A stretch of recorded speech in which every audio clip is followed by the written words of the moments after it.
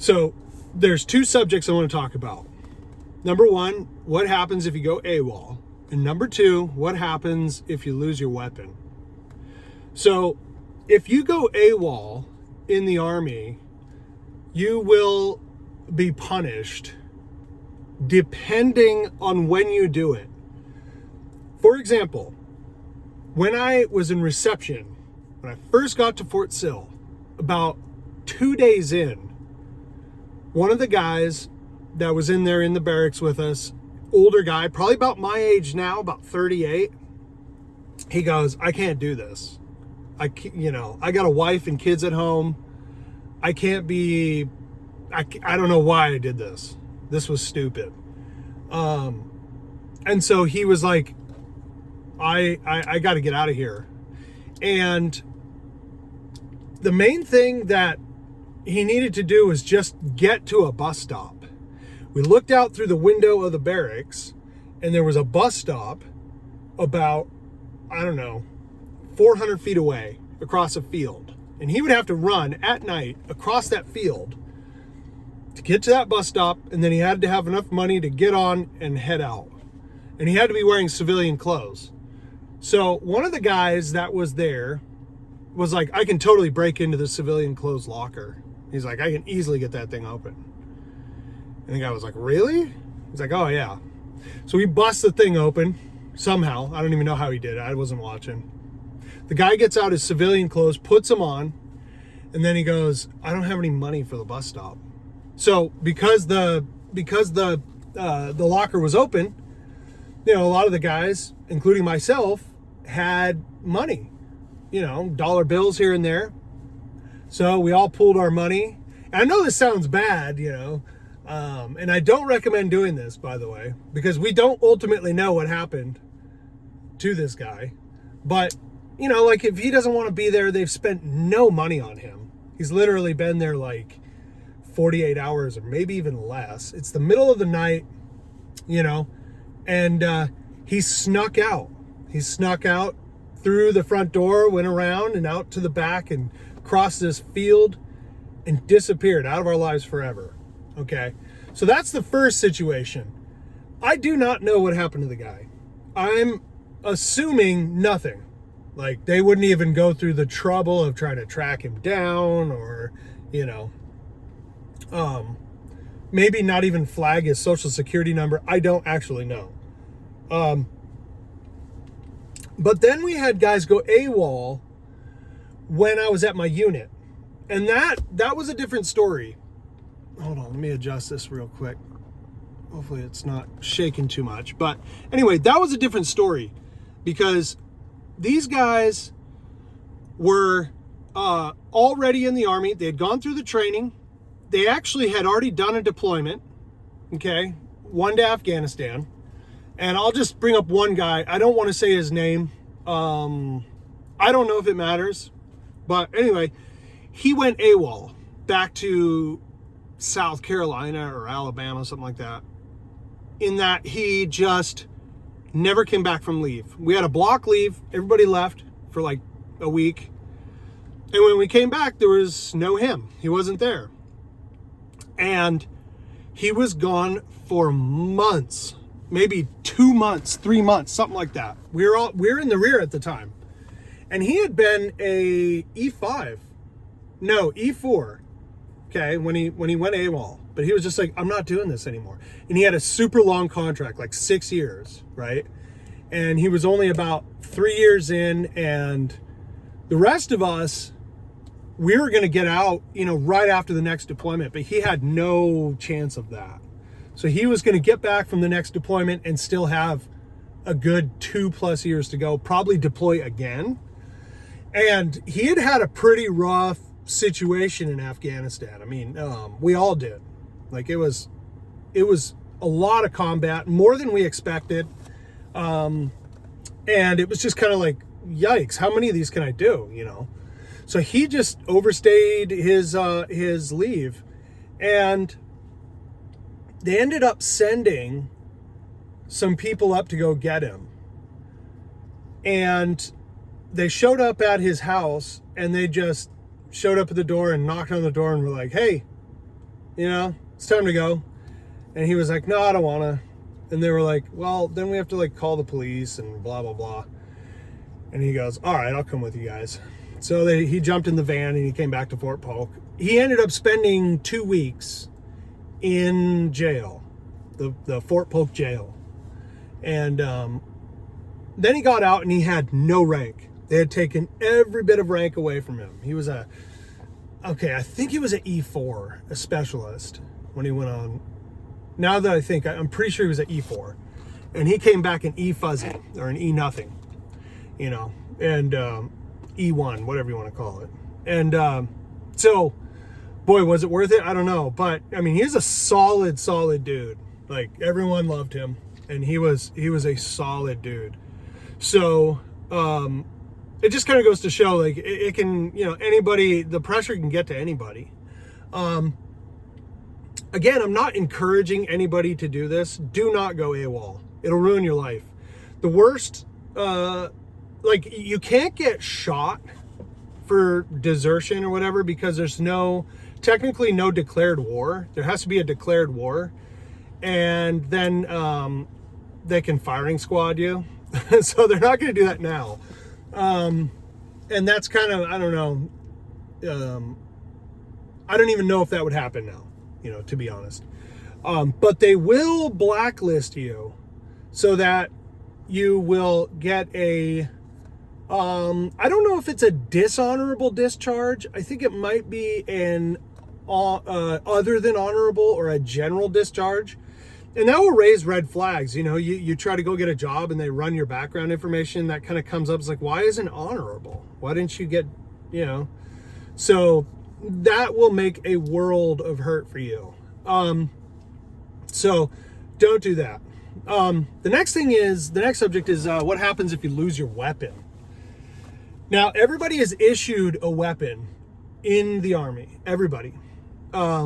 Most people, for the combat arms people, you'll withdraw that weapon from the armory pretty regularly, and you'll go out and you'll qualify, or you'll do range days, or just do training, you'll clean it, blah, blah, blah. And then if you go on deployment, combat deployment, which again, I don't know where you would go now for combat deployment, but anyway, you're expected to have that weapon on you at all times, right? Even when you're on the base, when you're on the FOB, you got to have a weapon on you, and usually it's a weapon with a magazine somewhere on your body. And then when you go outside the wire, you have to have the mag in and a round in the chamber, right? That's usually how it worked. There was a couple of situations where guys either A, lost their weapons, or B, their weapon got destroyed somehow. So there was one guy, he left his saw, his M249. He left it up against the front of a truck when we were dismounted for some reason. And then he just got back in the truck, the MRAP, and they drove off, and then they just crushed the thing. It was just toast in pieces, right? So he was given I want to say he was given a sidearm, like an M9 Beretta pistol, every time he went outside the wire. And then everywhere he walked inside the wire, he had what is known as a hooligan tool, which if you've been in the infantry or whatever, you know what that is. It's a big breaching tool made of solid metal. That's how you breach doors. And, it's used for just breaking into buildings, whatever. So this heavy ass hooligan tools around his neck on a rope, and he's got to carry that everywhere. And it is humiliating because everybody knows what happened. Oh, you lost your weapon. Like, why else would you be carrying this thing? You don't carry these, It usually just sits in the truck, and most people never even see it, So that was one scenario. He had to carry that thing around for a month or two, whatever it was, until he was thoroughly humiliated. Then he got his saw back. Then there was another situation where a guy just straight up lost his weapon. And he was forced to carry around a rubber ducky. And a rubber ducky is a training weapon. It's like a training rifle that's made completely of rubber, hardened rubber. And we would do like training exercises if we were just like, if we were not on the range or, not using live ammo at all. We'd go around and we'd do like room clearing techniques with these rubber duckies, right? Well, he lost his weapon. He had to carry around a rubber ducky at all times. And so that's another obvious situation where it's like, this guy lost his weapon. But the reason why the Army takes it so seriously is because like everything has to be accounted for.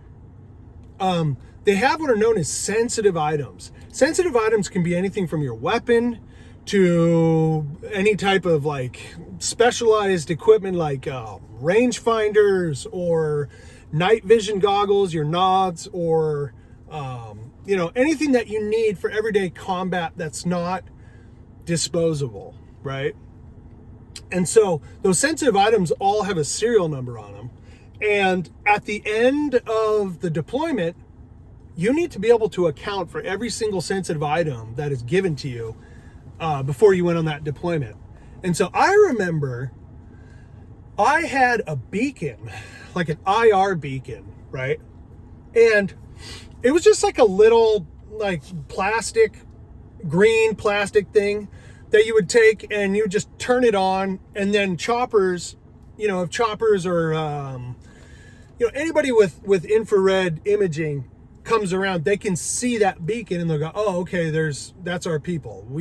I could point out our position with that, right? Because I'm an FO, I'm calling for fire, I'm directing rotary and fixed wing.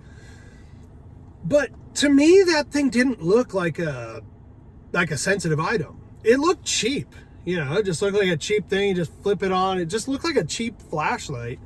And for whatever reason, it had not been checked out to me, right? Like I had not signed it out. One of the other guys in the HHC FO platoon had it, and he was like, hey, Gus, he's like, here. And he like threw it to me. He's like, keep this on you for, whatever. So I ended up going like 8 months in Iraq without ever using it. And I remember just seeing it and just going like, what do I need this for? And I just took it and I just like chucked it in the corner of the barracks room, and at some point a few months later, somebody goes, yeah, like all our sensitive items, we're getting ready to come home. It'd been like, I think like 13 months in Iraq at that point, and it was like, we had less than a month left. Somebody's like, all right, yeah, so you guys are going to need all your sensitive items accounted for. Obviously, you guys have everything. Make sure you've got your nods, your weapons, your rangefinders, your whatever. He's like, and then one of the things is like your IR beacons, blah, blah, and he just skips past it. I'm like, uh-oh. What did he say? Like in my head, I'm like, oh boy. Because if you lose this thing, it's just the end of the world. Like if you were to lose it in combat, like, hey, we were in a firefight or whatever, and I lost this item. If you report it right away, they would go, all right, we need to go out and find it. Like you'd have to go back outside the wire and just comb the place, because it's like you could lose a pair of night vision goggles and like everything stops and everyone goes and looks, right? Like it's like, uh-oh, go get this stuff. In fact, that happened. We came back in the wire once and somebody didn't have their nods. But he immediately told them, because he knew about it. He was like, I don't know where my nods are. And then everybody rolled back out through the gate, and then we found them. It wasn't like that long. We found them like on the road or whatever. But hold on a second. Hopefully this isn't shaking too much. But anyway, so I'm freaking out. I don't know where they are. And I'm like, oh man, I can't say anything now. It's been too long, Like, I didn't even know that was a sensitive item. And if I remember correctly, I think one of the FOs the FO that I'd gotten it from was like, hey, homegirl, make sure that you get my IR back, to me. And I was like, okay, yeah. And I'm like, oh boy, like this isn't good, And I ended up, when we cleaned up the, I found it by accident, is what I'm saying. It was what I'm getting at. It was underneath the bed, underneath the bunk. And I'm like, oh my goodness. Like, I literally worried about that for at least a month, like freaking out, like, oh man, like they're really going to get me. Sensitive items, they take them so seriously. I never lost my weapon, but you know, that was just one example of things that where I was just like freaking out, like, oh man, like this is going to be the end of the world. They're going to Article 15 me, they're going to take rank and all this stuff. But I ended up finding it. And, you know, to be honest, like, it might be that they make a little bigger deal than it needs to be. Obviously, if they lose, like, well, if you lose your nods, your night vision device and goggles, then the enemy can see in the dark. That's a problem. Then they can see you and all those IR signals and the thermal and all that stuff. Now they can see it. So all your signaling and, hey, here I am, well, that goes right out the window. But, you know, and then they'll just pinpoint you. But, and with a weapon, you do not want to get shot by your own weapon. That would just be the worst. So anyway, those are two scenarios that, like, I figured I would do a video on, because to me it's kind of interesting. Like, you know, what happens if you go AWOL? Or what happens if you lose your weapon? Well, neither of those scenarios are good, but it kind of depends when you go AWOL, right? If you do it right away and you don't take anything with you, if you don't take your weapon, if you don't take any sensitive items, you're going to be fine. They probably won't even come after you. But if you do go and you're later on, after they've spent a bunch of money on you and everything, they're going to come looking for you. So don't do it. Okay, we'll talk to you on the next one.